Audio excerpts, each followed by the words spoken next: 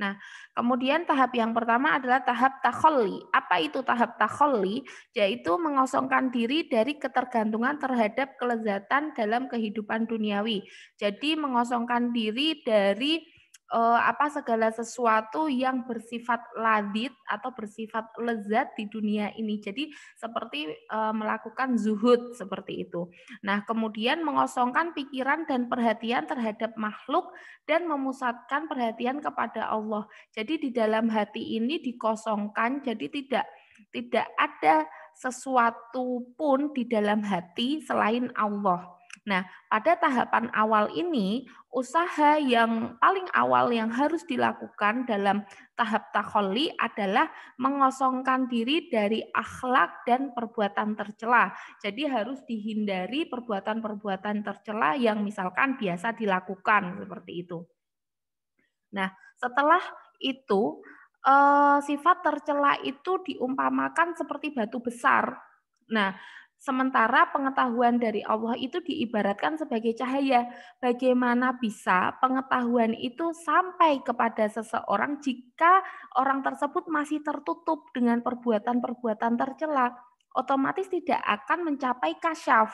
Nah, maka dari itu batu besar itu harus disingkirkan atau dalam kata lain sifat-sifat tercela itu harus disingkirkan. Jadi sifat-sifat tercela yang sifatnya menjadi penghalang atas pengetahuan itu sudah hilang, maka orang tersebut akan mencapai kasyaf atau ketersingkapan. Maka pengetahuan-pengetahuan dari Allah itu bisa diterima atau isyarat-isyaratnya itu bisa diterima oleh orang tersebut, bisa ditangkap oleh orang tersebut. Lanjut ke tahap tahalli. Nah, tahalli berarti mengisi. Kalau tahalli tadi mengosongkan, tahalli berarti mengisi, yaitu tahapan lanjutan dari takholli. Mengisi berarti menghiasi diri dengan sifat-sifat terpuji. Setelah tadi diri ini dikosongkan dari perbuatan-perbuatan tercela, kemudian diisi dengan sifat-sifat terpuji seperti sabar, kemudian fakir dan lain sebagainya. Nah, tahalli adalah tahap pengisian jiwa melalui perbuatan atau ucapan-ucapan yang baik. Jadi ketika kita berbuat perbuatan yang positif dan ucapan-ucapan kita juga positif, jiwa itu juga akan merespon dengan positif. Berbeda ketika kita melakukan perbuatan-perbuatan tercela, maka jiwa ini juga akan merespon dengan negatif seperti itu. Nah, jika manusia mampu mengisi hatinya dengan perbuatan-perbuatan terpuji, ia akan menjadi cerah. Nah, tadi kan perbuatan-perbuatan tercela yang seperti batu besar itu sudah disingkirkan, kemudian diganti dengan perbuatan-perbuatan terpuji, maka jiwa manusia itu menjadi cerah sehingga tidak ada halangan atas limpahan cahaya pengetahuan dari ilahi. Nah, jadi ketika sudah bersih dari perbuatan-perbuatan tercela dan manusia diisi dengan hatinya diisi dengan perbuatan-perbuatan terpuji, maka akan menjadi cerah dan memudahkan untuk menerima cahaya atau isyarat-isyarat dari Tuhan atau dari Allah seperti itu. Nah, kemudian tahap tajalli. Nah, tahap yang ketiga ini berarti penampakan atau keterungkapan. Ini yang dimaksud dengan kasyaf. Dalam tasawuf, tajalli dimaknai sebagai penampakan diri dari Tuhan. Nah, penampakan tersebut dapat dimaknai secara luas. Nah, penampakan di sini atau penampakan di sini bisa dibagi menjadi dua, yaitu tajalli dzat dan tajalli syuhudi. Kalau tajalli dzat ini hanya terjadi kepada orang-orang pilihan. Nah, jadi zat Allah ini tersingkap. Kemudian kalau tajalli syuhudi adalah limpahan dari Allah berupa kenyataan aktual dari citra-citra empiris. Jadi yang dimaksud dengan tajalli syuhudi ini adalah ketika Allah menunjukkan rahasia-rahasianya dan tersingkapnya ilmu-ilmu Allah kepada hambanya. Ini yang dimaksud dengan tajalli syuhudi. Nah, alam semesta merupakan kumpulan fenomena empiris sebagai tajalli ilahi dalam berbagai bentuk dan wujud. Dengan demikian, tajalli berarti penampakan pengetahuan atau terungkapnya suatu pengetahuan yang di sebelumnya tersembunyi sebagai hadiah dari Allah. Nah, tadi kan manusia sudah melampaui proses takholli, kemudian sudah melampaui proses tajalli. Nah, kemudian di tahap tajalli ini atau keterungkapan atau penampakan, ketersingkapan ilmu-ilmu ilahi atau rahasia-rahasia ilahi ini merupakan reward atau hadiah dari Allah atas usaha-usaha yang telah dilakukan seseorang. Seseorang tersebut kan tadi sudah melampaui tahapan tahalli, kemudian tahalli, kemudian as a reward atau sebagai sebagai balasannya, sebagai hadiahnya, maka tersingkapnya rahasia-rahasia Allah atau ilmu-ilmu Allah inilah yang terjadi pada tahapan tajalli seperti itu. Nah, kemudian 3 cara untuk memperoleh pengetahuan irfani. Jadi caranya gimana sih untuk memperoleh pengetahuan dengan metode irfani ini? Ada 3 cara, yaitu yang pertama riyadhah, melakukan riyadhah atau melatih diri secara lahir dan batin yang bertujuan untuk mendekatkan diri kepada Allah. Jadi 3 cara ini sebenarnya tujuannya sama, hanya satu, yaitu untuk mendekatkan diri kepada Allah.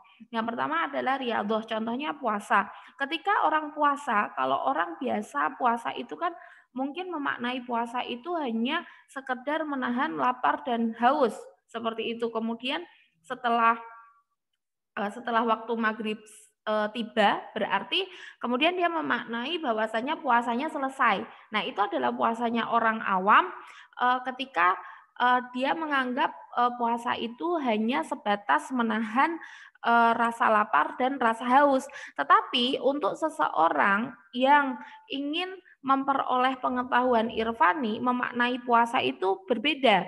Jadi puasa itu kalau di dalam kalangan sufi khususnya Al-Ghazali itu mempunyai pemikiran seperti ini. Jadi puasa itu tulal hayah. Jadi sepanjang hidup kita itu adalah puasa. Jadi puasa itu tidak hanya menahan rasa lapar dan haus, tetapi puasa dari perbuatan tercela, puasa dari perbuatan maksiat, puasa yang menyebabkan kita jauh dari Allah, itu merupakan puasa dan itu tidak ada bukanya. Iya kan? Nah, maka dari itu ini adalah salah satu riyadhah yang bisa dilakukan. Jadi melatih diri secara lahir dan batin saja. Kalau puasa lahirnya mungkin menahan lapar dan haus, dan batinnya adalah menahan hawa nafsu seperti itu untuk tidak melakukan perbuatan-perbuatan tercela seperti itu. Nah, kemudian yang kedua dengan mengikuti thariqah. Thariqah itu kan secara bahasa artinya jalan atau metode, tetapi thariqah di sini kan kelompok-kelompok ya, aliran-aliran kebatinan.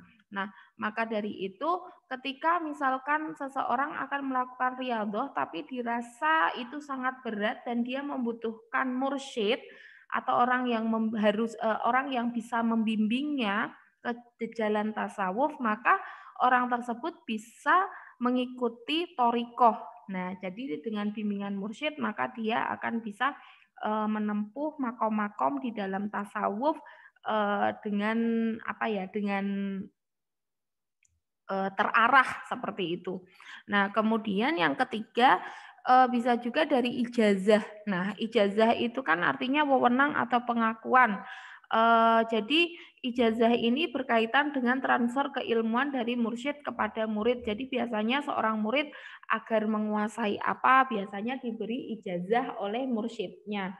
Bisa berupa doa atau amalan-amalan, tapi biasanya ketika mursyid itu memberi ijazah kepada muridnya, maka dia akan tahu sekali bagaimana kemampuan muridnya tersebut, apakah sudah waktunya atau belum untuk diberi ijazah tersebut. Nah, kemudian